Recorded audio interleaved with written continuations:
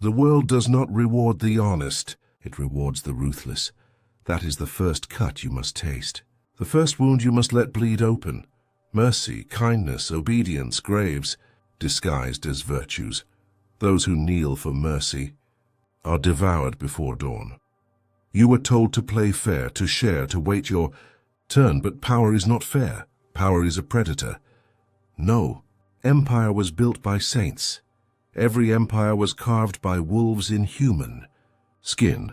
Caesar smiled, drank, and laughed with Brutus, and Brutus kissed his hand before driving steel into his chest. Loyalty is a mask men wear until opportunity whispers. Friendship is a stage play that collapses when power enters the room. The script has not changed. It never does. The kings who trusted too freely were dethroned. The generals who believed in brotherhood were betrayed in their own camps. The father who trusted blindly was replaced by his ambitious son. History is not a tale. It is a warning carved into stone. Trust is the weapon used against the naive. You were lied to. You thought trust would protect you, but the shield you built was always paper, and paper burns quickly in the fire of betrayal. Listen carefully. The first rule of survival is this: trust is a weapon, never a shield. You wield it, or it will be wielded against you. This is no sermon. This is no prayer. This is a warning written in blood, and if your stomach twists at these words, good, it means the old illusions are dying inside you. Means the boy you were is already cracking into dust. This world does not belong to prey, not prey. Never pray, so ask yourself, who have you trusted that now holds the knife above your back? A brother, a woman, a friend whose smile is too wide? Count them, see them, because one of them is already sharpening the blade. And if betrayal is the cost of power, what price will you pay for survival? Type it now: I choose survival, if you see the truth, because this ritual does not pause. The next law is waiting, and it will show you why trust is not only a grave, but why every grave is fed by loyalty itself. Every man who trusted blindly has already been buried. This is not opinion. This is not philosophy. This is arithmetic. The graveyards are full of the loyal. Look closer. Walk among the stones. You'll see the same words carved 1,000 times. He believed his brother. He believed his king. He believed his woman. And belief was the rope that dragged him down into the dirt. Predators do not arrive with blood on their hands. They arrive smiling. They arrive soft, disguised in warmth, disguised in love. Their words are sugar. Their intentions are razors. They do not conquer by force, they conquer by trust. Trust is the sweetest bait. Trust is the weapon you hand your enemy with your own trembling hand. And once you surrender it, you will never take it back. History has proven it in blood. Sun Tzu told of the general who faltered, a commander who thought himself untouchable, who let discipline bend. When his soldiers defied him, he hesitated. That hesitation was betrayal. So Sun Tzu executed him, swift, brutal, cold, because one fracture of loyalty infects an entire army. Hesitation spreads like plague, and plague kills empires. Remember Caesar bleeding under the Senate steps. He was not destroyed by armies, but by trust. Remember Napoleon, abandoned in the hour of need, not defeated by muskets, but by allies who turned their coats when the wind shifted. And remember yourself, every scar you carry from betrayal. It was never the enemy who cut deepest. It was always the one you let close enough to hold the knife. Every man believes his loyalty will be returned. But loyalty is a myth, a trick, a story told to keep men docile. Predators know this. They mask as allies, as brothers, as lovers, until the exact moment betrayal buys them more. Listen carefully. Trust is not abundance. Trust is scarcity, and like blood in the desert, it cannot be spilled freely. You ration it. You measure every drop, And even then, you keep enough in reserve for the moment the pack turns on you. Not pray. Never pray. Type it now. I choose survival if you see this truth, because if you don't, you are already marked, already carcass, already claimed by wolves who smile to your face. Do you see it now? The world is not rigged against you. It is rigged for the ruthless. The naive man bleeds for his illusions. The awakened man hoards his trust like gold, spending it only when power demands it, never when weakness begs for it. Trust is blood in the desert. Waste it, and you will crawl dying, betrayed by your own generosity. And if loyalty itself is only illusion, then what is the real currency of survival? Respect is a myth. Only fear leaves scars that cannot be erased. Men bow to crowns, but they kneel to terror. Type it now.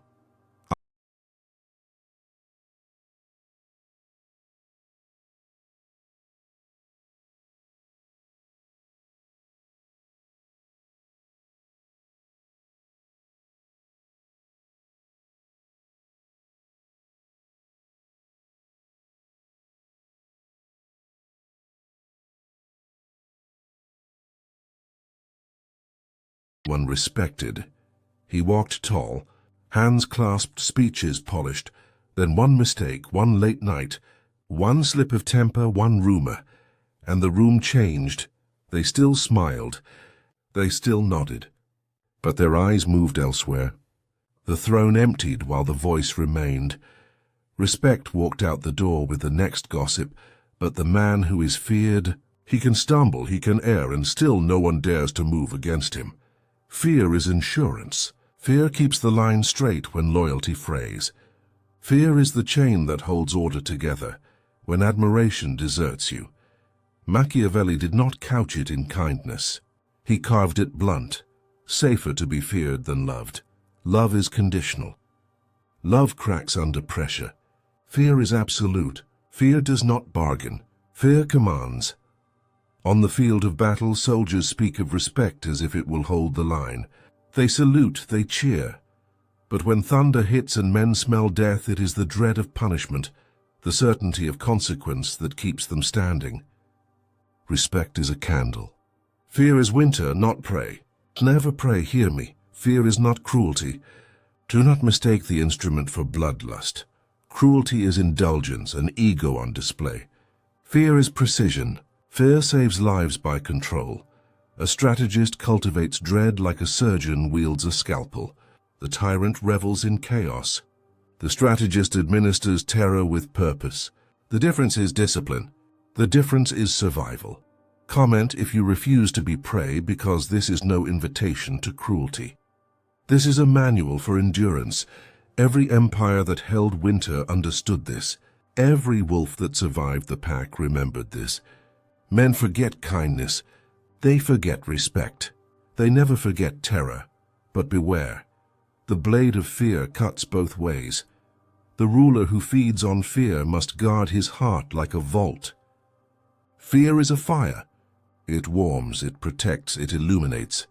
And if left to burn unchecked, it consumes the one who tends it. When fear grows teeth of its own, the master becomes the slave of his shadow, haunted by the very dread he planted. No master lasts long as the captive of his own terror. Fear is insurance. Wield it, keep it sharp. Use it to buy your margin of safety. Wield fear, but never become its victim. Guard your heart, or the weapon will become your chain. Wield fear. Do not be consumed.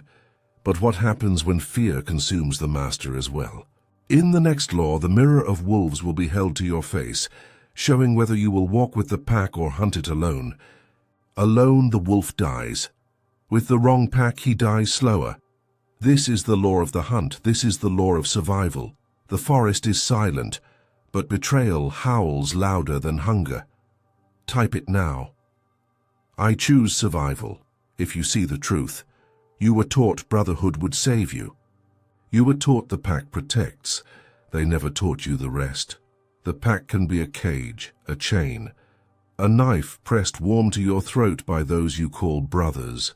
You walk into a ring of hands and smile while one of those hands is already shaping the blade.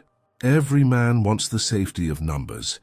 Every man wants loyalty like iron, but alliances rot, brotherhoods fracture. Trust in groups collapses the moment ambition smells weakness. The moment someone sees a quicker path to power, the circle changes. The welcome becomes a ledger. Favors are converted to currency. You are counted, not loved. You are calculated, not saved. Napoleon learned this where the mud of Waterloo swallowed dreams. He did not fall solely to cannons. He fell to the soft feet of allies who shifted when the wind turned. They marched beside him one morning and deserted him the next, betrayed by promises, abandoned by the friendly. Power is infectious.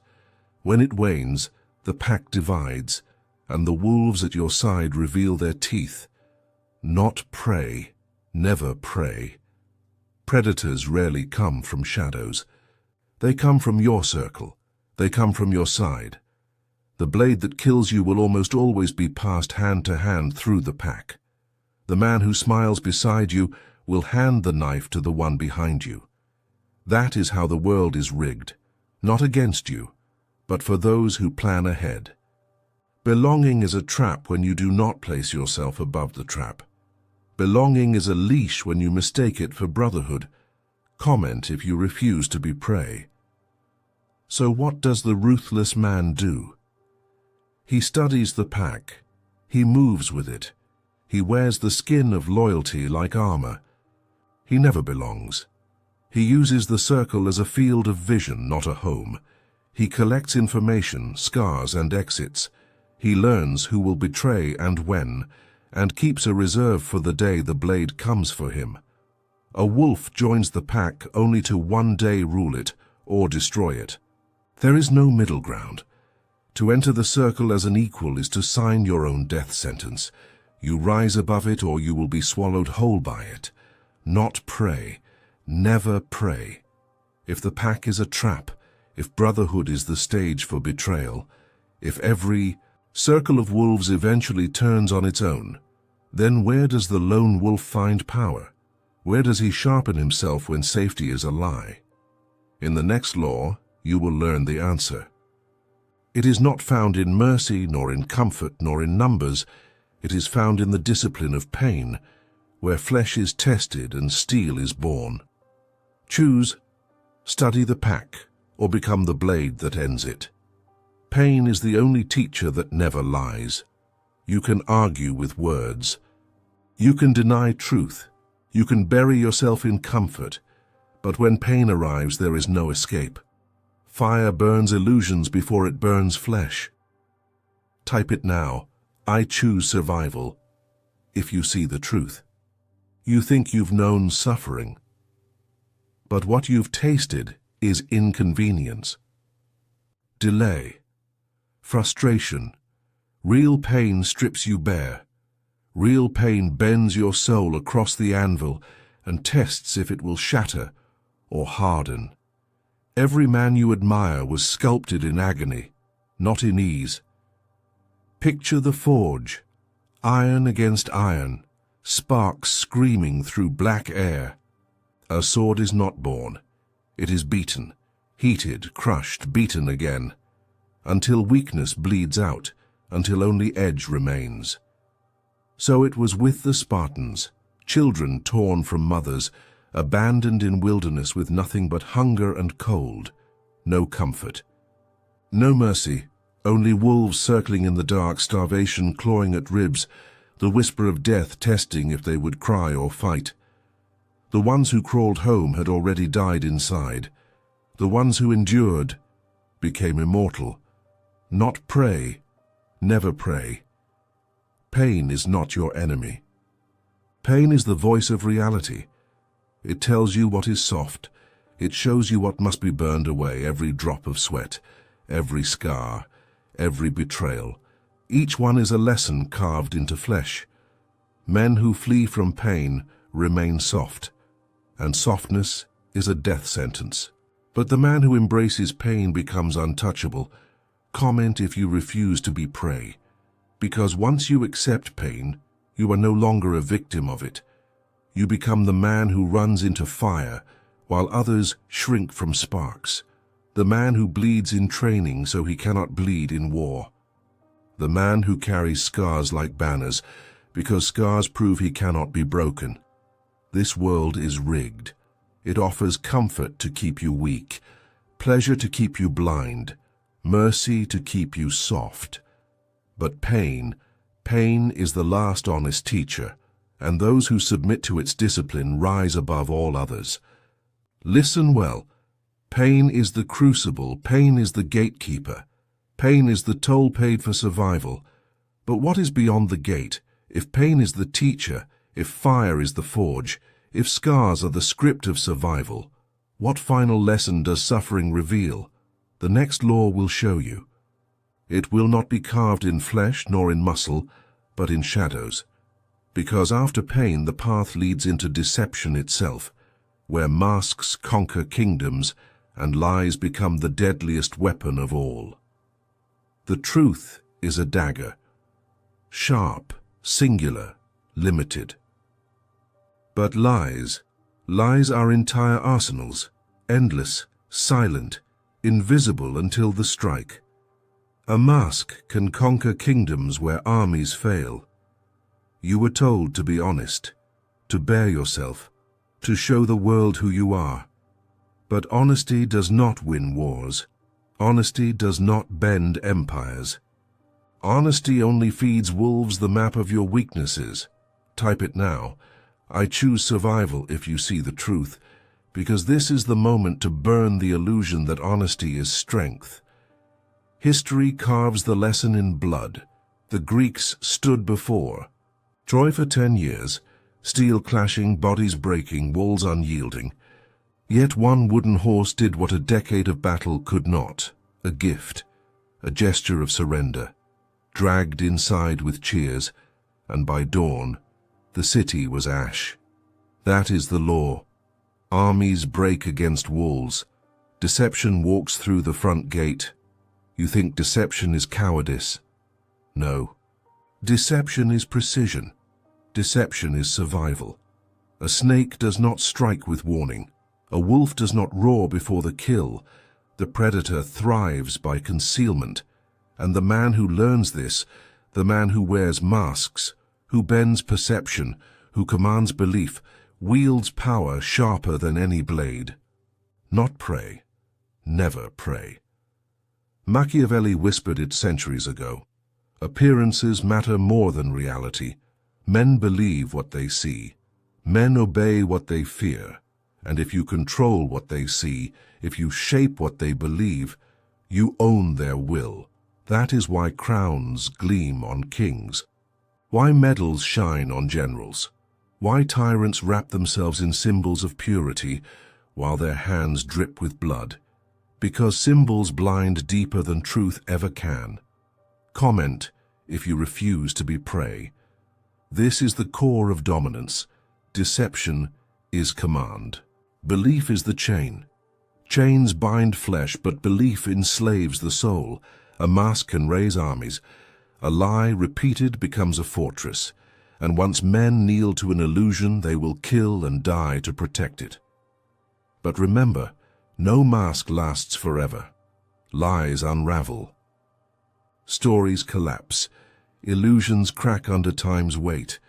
And when that moment comes, the deceiver must strike first, harder, faster, bloodier, before the mask shatters completely. Deception is the highest form of dominance because it commands belief. But every deceiver lives with one truth. Masks always break. And when they do, the only weapon left is silence. In the next law, you will learn why silence is a throne, how it starves enemies, feeds fear, and keeps power alive even when the mask has fallen. The loudest man in the room is already conquered. His words betray his hunger, his fear, his need to be seen. He bleeds himself with every boast, every desperate attempt to prove he is not weak. Kings, emperors, executioners, none ruled with noise. They ruled with silence. Silence is the language of power. Silence is the echo left after a blade falls. Type it now. I choose survival if you see the truth. Watch how men scramble to fill the void. In silence, their masks slip. Secrets boil to the surface. Noise exposes. Silence suffocates. Sun Tzu taught that warfare lives in deception. But deception is not only lies, it lives in absence. A withheld word, an unreadable stare, a pause long enough to drown the bravest heart. Picture the room bending under a single quiet. Conversations stumble. Eyes search. People give themselves away trying to own the silence you refuse to break. They talk to prove they exist.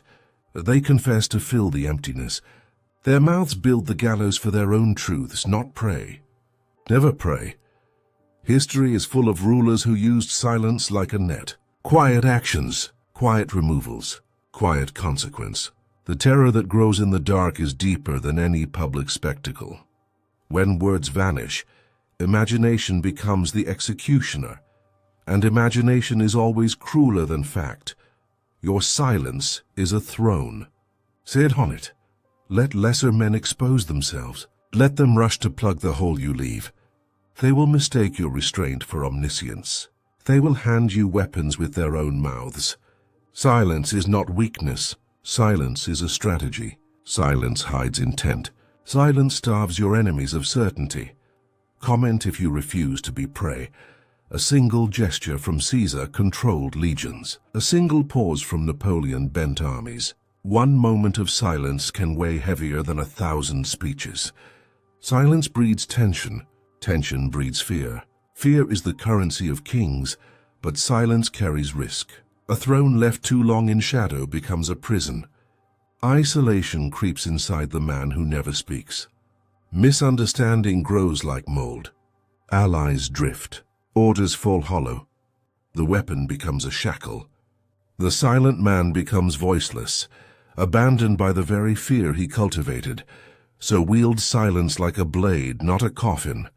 Use it to starve your enemies. Break it only when your words will strike lightning. Speak once and the world should stagger. Speak only when your voice can shatter worlds. Sit on the throne. Let terror work, but guard your mind or terror will eat you alive. Act now. Cultivate the silence that exposes, then strike with the words that finish. If silence can become a prison, then in the next law you will learn why mercy is the deadliest poison. The man who clings to innocence has already lost the war. His purity is not a shield, it is a target. It shines like a beacon for wolves. It calls to predators, and predators always come. Innocence does not protect you. Innocence mocks you. Innocence paints you as prey. Type it now, and I choose survival if you see the truth. Blood washes away purity, but blood awakens clarity. A man is not born sharp. He is forged. He is burned. He is scarred into vision. The boy who believes in fairness is slaughtered by the first betrayal. The man who believes the game is honest is destroyed before the game begins. Innocence is an illusion, and illusions are coffins. The first betrayal is always a funeral, but it is not yours. It is the death of who you were, the boy who trusted, the boy who smiled without suspicion, the boy who thought kindness ruled the world. That boy must die so the man can rise, not pray. Never pray, every warrior remembers that first death. The day he learned smiles hide. Daggers, the day he learned promises are chains, the day he learned no savior is coming, is the fracture of the soul where illusions bleed out and steel takes their place. It is the shattering moment when the old self, soft, blind, naive, dies forever, and in that death something darker, something sharper begins to breathe. Comment if you refuse to be prey. Machiavelli whispered that men are wicked, that trust is fragile. That power alone steadies the storm. Napoleon knew innocence in politics was suicide. Caesar learned too late. That purity does not shield you from the knives of friends. They saw what most men, refuse to see until they're bleeding on the ground. Innocence must be sacrificed, or you will be sacrificed instead. Transformation begins with a grave. You must bury the version of you that believed in fairness. You must kill the version of you that thought the wolves would show mercy, that death is not weakness, that death is initiation. The grave of innocence is the birthplace of power. The man who survives is not the man he was. He is the man who rose from the ashes of who he used to be. Scarred, clear-eyed, ruthless, untouchable. If the old self must die, then what creature is born from the ashes? In the next law you will learn why mercy is not salvation. But the deadliest poison of all, power is not owned. It is rented, and rent is always due in blood. The man who believes he holds it forever is already walking toward his grave. Thrones rot beneath the weight of their kings. Crowns slide from skulls the moment vigilance fades. Every empire has learned this lesson in fire and steel. Type it now. I choose survival. If you see the truth, every crown drips. Every throne trembles, no matter how golden, no matter how high. The shadow of betrayal stains them all. Rome burned beneath Nero, France bled beneath Louis. The kingdom devours its master the moment he forgets. Power is not security. It is a storm he must ride until it throws him into the abyss. Richard III carved his way upward with daggers hidden behind smiles. Brothers betrayed. Princes suffocated in the tower. His shadow stretched across England like a shroud. But shadows are never loyal. They whispered for him, and then they whispered against him. His climb ended where all climbs end, buried beneath the weight of the same darkness he unleashed. Not pray. Never pray. The lesson is brutal but eternal. Power is not in the crown. Power is not in the throne. These are illusions. Traps designed to enslave the one who sits upon them. The true master is not the man who clings to the crown. It is the man who can walk away from it and still command fear. The man so sharpened, so carved by fire and discipline, that no kingdom, no title, no inheritance is required for men to kneel. Comment if you refuse to be prey. Machiavelli whispered that fear is safer than love, but he also warned rulers rot the moment they lean on titles. Napoleon held Europe in his fist, yet exile revealed the truth. His power was not the throne. It was his aura, his command, his sheer presence. The crown was a shadow. The shadow was his real empire. Understand this. True mastery is not in holding power, but in never needing it. The wolf does not beg the pack for permission to hunt. The serpent does not need a crown to strike. The storm does not ask authority. It simply destroys. Every crown is a curse. Every throne a coffin. But the man who wears shadows as his armor, who forges himself into fear, into cunning, into endurance, he cannot be dethroned, because his kingdom is not land. His kingdom is himself. But one question haunts every man who dares to walk this path. When shadows claim the throne, when no king remains, when the crown itself dissolves into dust, who truly rules? In the next law you will discover why mercy is not salvation, but the deadliest poison of all. This path will not save you. It was never meant to. Salvation is for the weak, for the ones waiting on gods, on fate, on mercy. This path does not save, it transforms. The man who walks through fire does not return as he was. He does not carry back innocence, softness, or hope. He emerges as flame itself, burning, untouchable, alive in ways the unscarred will never know. That is the oath whispered here in the dark, not to be spared, but to be remade. Type it now. If the truth cuts you, I choose survival. Prometheus defied Olympus. He betrayed the gods themselves, not with armies, not with weapons, but with theft, fire stolen from heaven, gifted to men, a betrayal that condemned him to chains, to torment, to vultures feeding on his flesh. Yet that betrayal lit the world. Fire became the weapon of survival, the engine of empires, the proof that transformation requires a wound. So too must you betray your former self, the boy who waited to be chosen, the man who thought kindness was currency, the prey who bent his neck, believing the wolves would spare him.